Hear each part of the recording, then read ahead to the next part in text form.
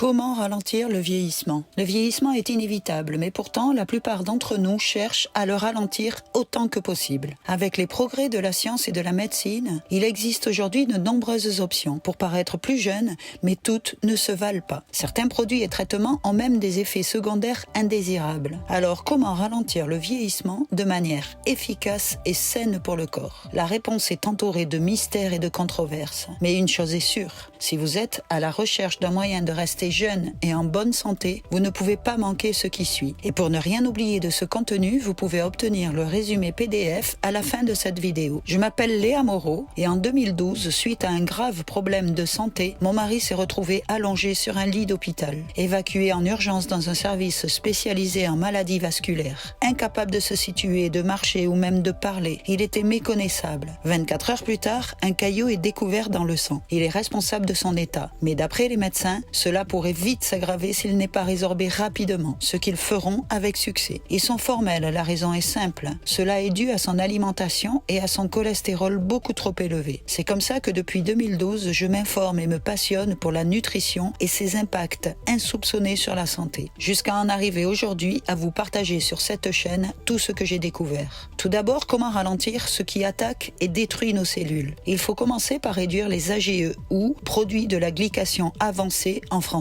Les AGE sont des composés chimiques formés dans le corps. Ce processus, appelé glycation, se produit naturellement dans l'organisme, mais il est accéléré par une alimentation riche en sucre et en glucides. Les AGE sont également directement issus de notre alimentation, notamment suite à la réaction de Maillard qui se produit lors des cuissons, surtout si elles sont à haute température. Lorsque vous cuisez de la viande à haute température, du noir apparaît. C'est la glycation. Vous avez provoqué une réaction entre les sucres et la viande. Cela forme une sorte de caramel. C'est ce que l'on appelle communément le grillé. Cela peut arriver aussi avec les légumes. Au fil du temps, les AGE s'accumulent dans les tissus. Ils accélèrent grandement le vieillissement cutané car ils endommagent les fibres de collagène et d'élastine qui maintiennent la peau ferme et élastique. Ils contribuent également au développement de diverses maladies chroniques telles que le diabète, les maladies cardiovasculaires et la maladie d'Alzheimer. Il existe plusieurs façons de limiter l'accumulation des AGE dans l'organisme. Mais juste avant, sachez qu'une simple vidéo de 5 minutes comme celle-ci demande environ 2 heures d'écriture et minimum 5 heures de montage. Sans compter les retouches et tout le reste, on a mis 7 heures à faire cette vidéo. Alors cliquez sur le bouton s'abonner montrerait à l'algorithme YouTube que cette vidéo est intéressante et qu'elle devrait être plus mise en avant qu'une vidéo de télé-réalité. Alors cliquez sur s'abonner car grâce à vous, d'autres personnes pourront profiter de ces informations. Revenons à notre façon de limiter l'accumulation des AGE.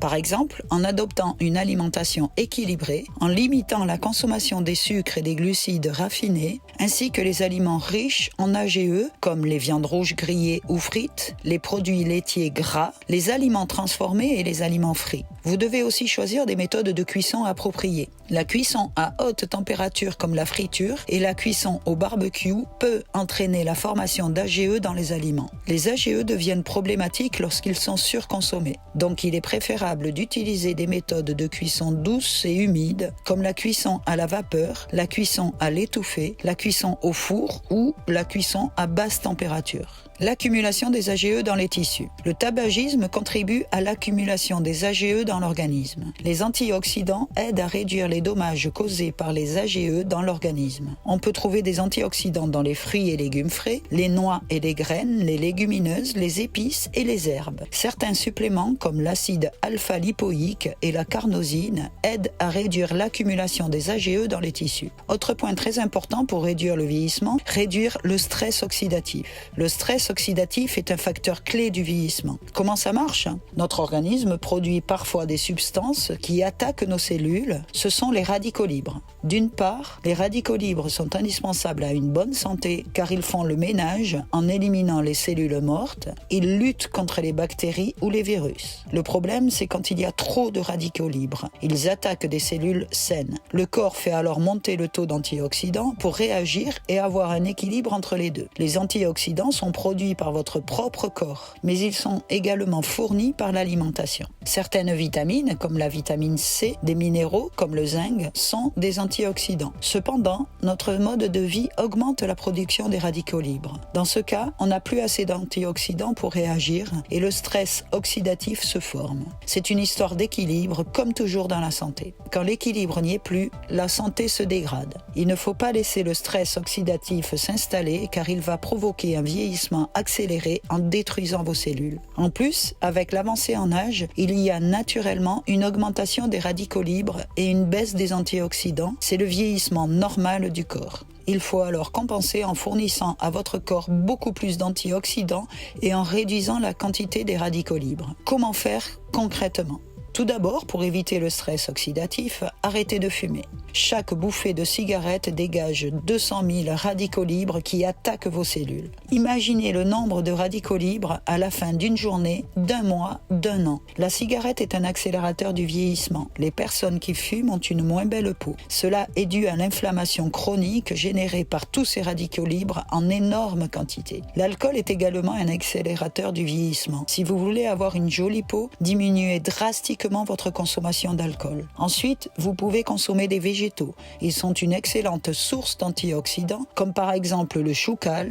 Il renferme de nombreuses substances antioxydantes, faisant de lui un allié pour contrer le vieillissement. De nombreux autres végétaux sont excellents, comme les baies, les myrtilles, qui en plus sont IgBA. Le thé vert, l'huile d'olive vierge extra. Autre super antioxydant, la coenzyme Q10. C'est une substance naturelle et indispensable que l'on trouve dans le corps humain. Elle diminue à partir de 30 ans. On en trouve dans les noix, dans la viande, dans les fruits comme les fraises et les oranges, certaines huiles comme l'huile de colza, les légumes verts comme les épinards et les brocolis. On en trouve aussi dans le poisson comme le hareng, la truite et la sardine. Et enfin, mettez en place le jeûne intermittent. Il va booster la création des antioxydants endogènes, c'est-à-dire ceux qui sont créés naturellement par votre corps. Il va booster l'autophagie, c'est-à-dire la réparation naturelle de votre corps. C'est un processus naturel mais qui est amplifié par le jeûne. Le jeûne intermittent va diminuer l'inflammation car il active des processus anti-inflammatoires. Il va diminuer la quantité de glucose dans votre sang, donc diminuer le phénomène de glycation évoqué précédemment. Il existe également dans notre corps une hormone de croissance qui lui permet de reconstruire ce qui a été abîmé. C'est une hormone qui est sécrétée par le cerveau. Quand on vieillit, elle diminue et cette chute peut entraîner une fonte musculaire, une augmentation de la masse graisseuse et une altération de la qualité de vie comme des troubles du sommeil. Elle peut être donc considérée comme une hormone de longévité. Attention, il ne faut surtout pas se complémenter. Ce serait dangereux pour votre santé. L'idée, par contre, c'est d'aider le corps à produire cette hormone le plus longtemps possible. Ce qu'il faut savoir, c'est qu'elle est sécrétée uniquement lorsque vous ne mangez pas. L'insuline, par exemple, la désactive. Si l'insuline est haute, l'hormone de croissance sera basse. Donc, l'idéal est d'avoir une alimentation qui va contenir des aliments à IG bas. Encore une fois, le jeûne intermittent favorise la sécrétion de l'hormone de croissance. Et vu qu'elle est principalement sécrétée la nuit, avoir un bon sommeil peut aussi aider le corps à se réparer. Il faut aussi bien sûr manger suffisamment de protéines. Les protéines sont les briques essentielles de votre corps. Si vous manquez de protéines, eh bien votre corps ne peut pas se réparer, donc vous vieillissez plus rapidement. Voyons maintenant comment donner à la peau ce dont elle a besoin pour être belle et avoir une bonne élasticité. Il y a des points essentiels à connaître comme le collagène. Le collagène est la protéine la plus abondante dans le corps humain. Il est présent dans la peau, les os, le cartilage, les muscles et les parois des vaisseaux. Il fournit de l'élasticité, de la cohésion au tissu. Adulte, on perd à peu près 1% de collagène chaque année. Notre peau, nos tissus sont de moins en moins élastiques. Se complémenter en collagène peut être une bonne idée, surtout si vous ne consommez pas beaucoup d'aliments animaux qui sont la seule source de collagène. On ne trouve pas de collagène dans le monde végétalien. Cela va aussi agir sur vos tendons, pour vos articulations. Attention au choix. Des études ont montré que la forme la plus biodisponible est le collagène marin, donc issu des poissons. Il y a d'autres micronutriments importants pour avoir une bonne santé de la peau. Par exemple, la vitamine B3, la vitamine A ou le rétinol. Le rétinol est avec la vitamine C et l'acide hyaluronique l'ingrédient le plus efficace contre les rides et la perte de la fermeté de la peau. La vitamine A A participe à la création du collagène. On a aussi les caroténoïdes qui sont des précurseurs de la vitamine A. Le plus connu, c'est le bêta-carotène que l'on trouve dans la carotte. Donc, pour avoir une belle peau, consommez des fruits et légumes jaunes ou oranges pour faire le plein de vitamine A. La vitamine E aussi est essentielle parce qu'elle va aider à protéger la peau contre le soleil, tout comme la vitamine D. Autre composé pour avoir une bonne santé de la peau, ce sont les oméga 3. Consommer du gras, c'est important pour la peau en général. Votre peau est faite de gras. Si vous en manquez, elle sera sèche. Donc, consommez du bon gras comme des avocats. Les oméga 3 seront en plus protecteurs au-delà d'être anti-inflammatoires. Plus vous appliquez ce que l'on a vu dans cette vidéo, plus vous conserverez une belle peau. Soyons honnêtes, dans 2 heures, vous aurez oublié le contenu de cette vidéo. Alors, je vous mets le lien dans la description pour que vous puissiez y revenir quand vous en avez besoin.